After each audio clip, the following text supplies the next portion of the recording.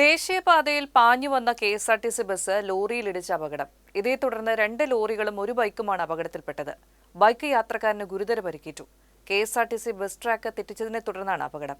അപകടത്തിന്റെ ഞെട്ടിക്കുന്ന വീഡിയോ പുറത്തുവന്നു.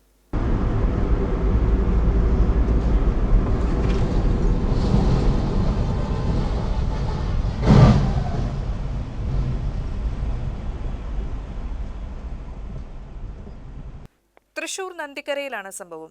മണ്ണുത്തി ഇടപ്പള്ളി ദേശീയപാതയിൽ അശ്രദ്ധമായി ട്രാക്ക് മാറിയ കെ.എസ്.ആർ.ടി.സി ബസ്സാണ് അപകടത്തിന് കാരണം.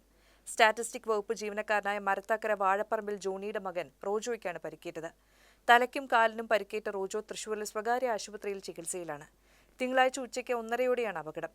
അശ്രദ്ധമായി ട്രാക്ക് മാറിയ കെ.എസ്.ആർ.ടി.സി ബസ് ഇടിച്ച് നിയന്ത്രണം വിട്ട ലോറി എതിർവശത്തെ ട്രാക്കിലേക്ക് പാഞ്ഞു കയറുകയും എതിരി വന്ന ടോറസിലിടിക്കുകയുമായിരുന്നു. ടോറസിലിടിച്ചാണ് ബൈക്ക് അപകടത്തിൽപ്പെട്ടത്. അപകടത്തെ തുടർന്ന് ദേശീയപാതയിൽ 2 മണിക്കൂറോളം ഗതാഗതക്കുരുക്കുണ്ടായി. പിന്നിൽ വന്ന വാഹനത്തിന്റെ ഡാഷ് ക്യാമിൽ പതിഞ്ഞ അപകടത്തിന്റെ ദൃശ്യങ്ങൾ ഞെട്ടിക്കുന്നതായിരുന്നു.